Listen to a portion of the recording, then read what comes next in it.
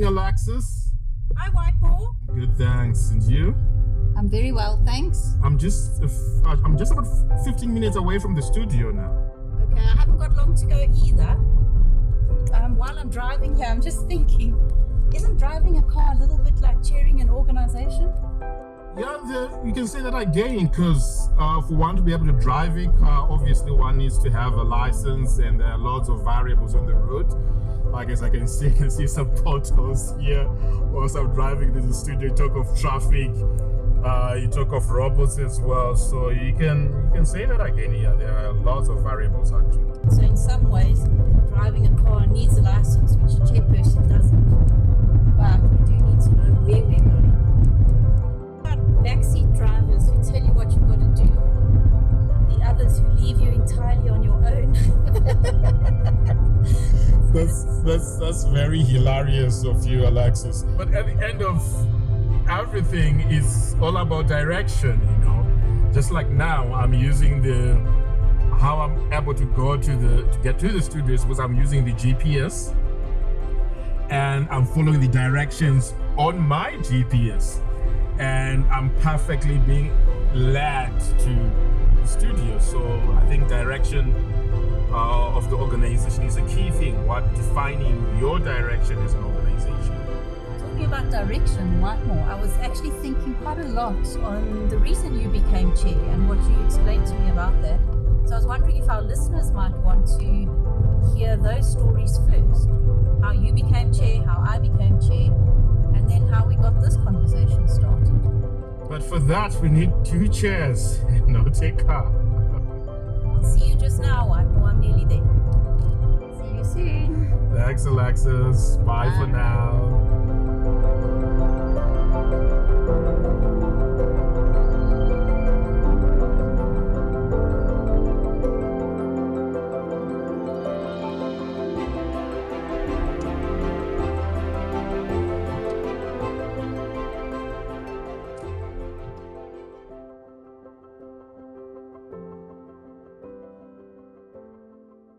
Alexis, my apologies for being late. The traffic was just bad today. That's okay, Whitemore. At least you're here now. Yeah. And what I remember us saying was that we thought maybe we should talk a little bit about what got you to being a chairperson. True. Just for those that wouldn't know, you quite newly became chair from unknown in the membership. And I asked you quite directly, why did you accept the position? And I think what impressed me most was that you just, without hesitation, maybe a little bit of apology in your voice, but without hesitation, you said to me it was for racial diversification and for bigger representation in your organization.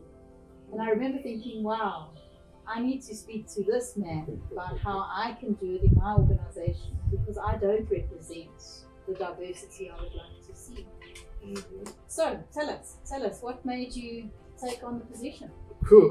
Thank you so much, Alexis, for raising that question to me. As I said to you some time back, having been a member for SAFRIA, that is the Southern African Freelancers Association, in the last 2 years, I kind of discerned that my fellow brothers and sisters, people of color, the Black community particularly, we are not that active when it comes to engaging with professional organizations such as SAFRIA or PEG or SAGE or SAGA, quite a number of them out there. And I just say to myself that I think maybe it would be very much ideal if I can put my name forward. It started as a joke, actually, as I said. Can a white-dominated organization such as SAFRIA accept to be led by a black freelancer? And I just felt like I don't think it will sit well with others. But nevertheless, let me just give it a try and see the outcome. I've never held any regional position for SAFRIA. I've always just been a member, a regular member, a ordinary member.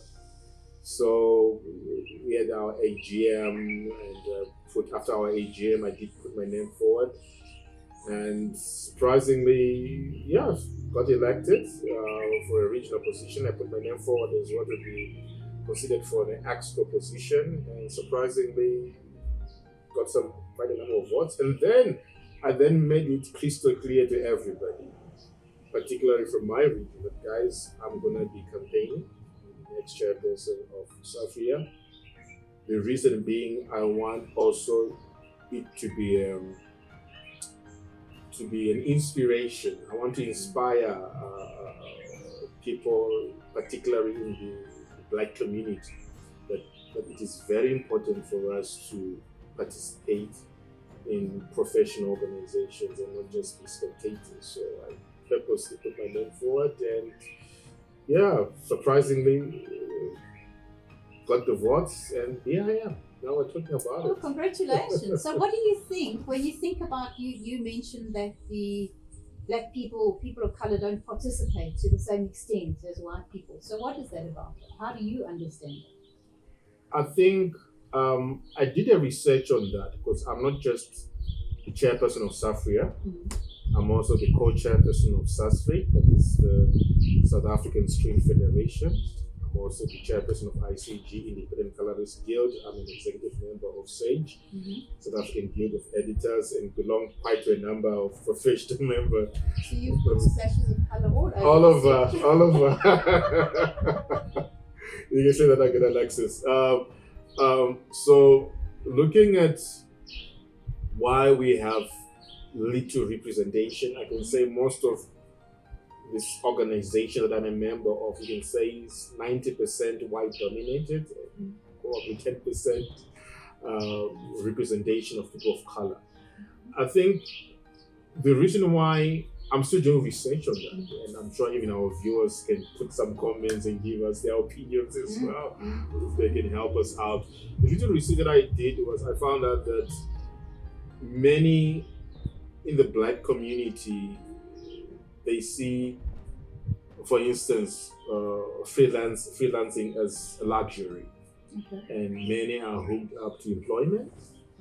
And being a freelancer is seen as a prestigious thing, and so many times also it's because of, in the Black community we have got what we call the Black tax.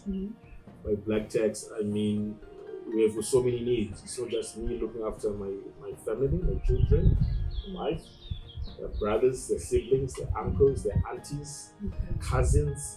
So many times we end up running out of funds to pay subscription for a professional membership, like whether it's PEG, whether it's Safia, whether it's SEG, Saga.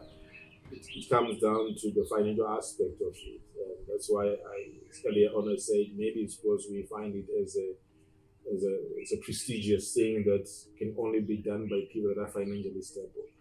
So I've noticed the past years that I've done research on this subject that it comes down to the financial aspect of it. And I wish if there could be ways we can make it kind of easy for anybody coming from any background to be able to join such professional organizations. Okay. So for you, if one had to take the finances out of it, though, do you think that would make a difference to the level of active participation that we both agreed we don't see in our organization? It will help to a certain extent. I belong to another organization called ICG, that is Independent Colorist Guild. It's free membership. People don't pay a subscription to join that. It's about colorists and it's to do with professionals in the film TV industry. But we still have the same setback that of little representation from the Black community and a big representation from the white community. I think it comes down to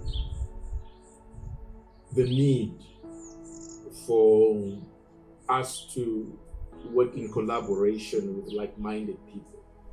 Maybe we might feel intimidated that I'm from a background whereby I have less resources, I have less support, and I join a professional membership, a professional organization whereby my colleagues within that organization, they're always getting gigs they're always getting busy, and you find yourself that even after joining, you are not finding value within that membership.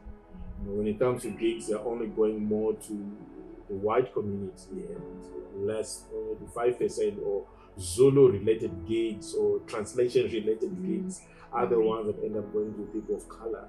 So I think maybe it has to do with they see the black community, maybe they're seeing more of the disadvantages than the advantages. Right. So I can say that maybe that contributes a lot to that as well. It's an important point you make about the advantages and disadvantages. So it's almost maybe that we have to, and I think our conversations will go there, is talk a lot more about how you make your organization work for you. Or you use the organization to your benefit rather than hope the organization will work, do the work for you. Because I don't know if organizations can know what every member needs, but certainly every member can know what the organization can give it. And I think we might be able to have that conversation also. Certainly, we need to have that. It's a 50-50. You give in your 50, obviously you will reap your 50 out of also that particular organization. You shouldn't just come to a professional organization and expect the organization to serve only you and not you do a service to the organization. Since you've asked me about how I became a member of, or how I became chairperson of Safi, I also have the same question. How did you end up running the Professional Editors Guild?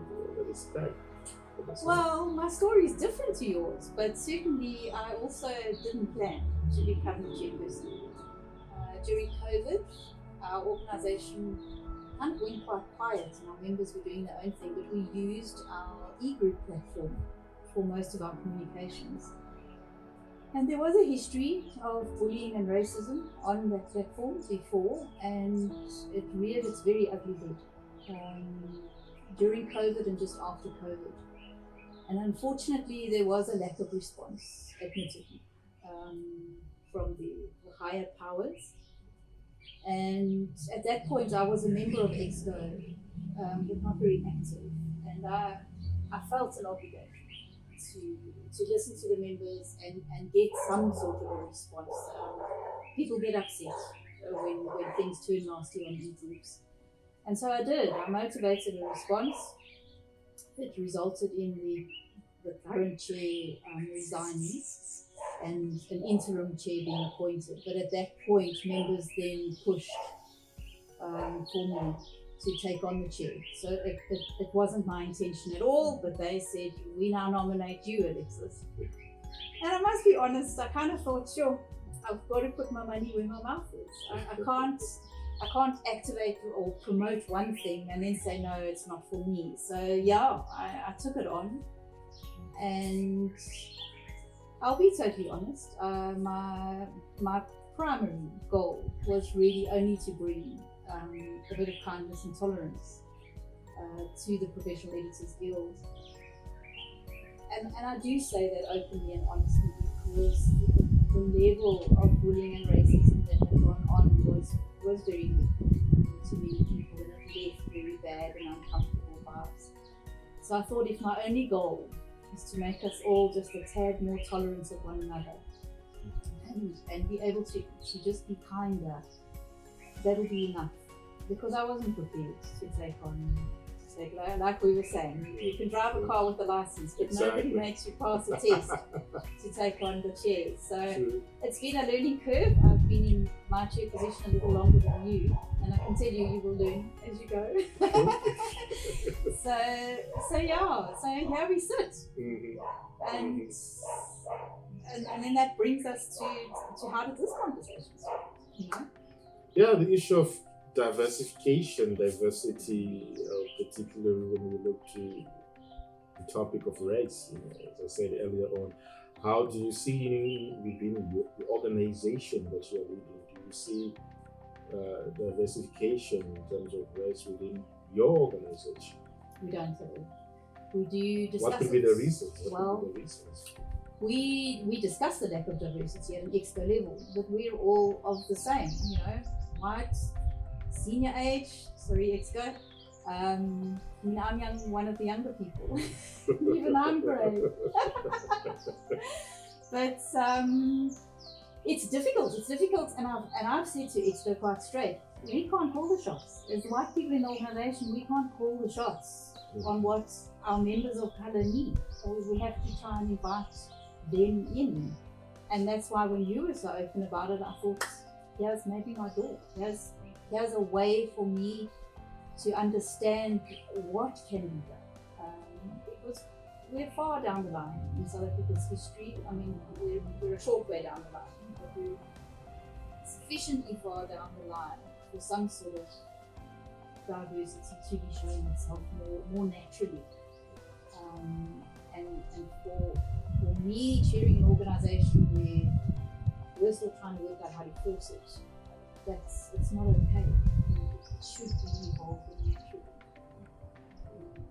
I love the perspective that you have just shared with me here. And this is a very interesting subject that you and I can talk about comfortably, but fortunately, some of our colleagues within our organizations might not be very comfortable to talk about such subjects. And I think this conversation will certainly help not just our organizations, but so many other professional organizations out there that are having similar challenges of how best they can bring about diversity within their organization. And if we can touch a little bit on ways on how diversity can be encouraged, is there anything that comes into your mind that you can say that if we can give this a try and this a try, this can sort of help with bringing diversification in terms of race in professional organization? It's interesting you say that, because for me it shouldn't be about very forced tactics necessarily, because that can amount to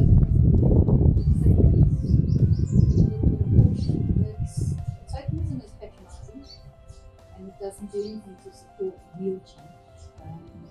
So I think our conversation, as comfortable as it is for you and I, can represent what it can be for others.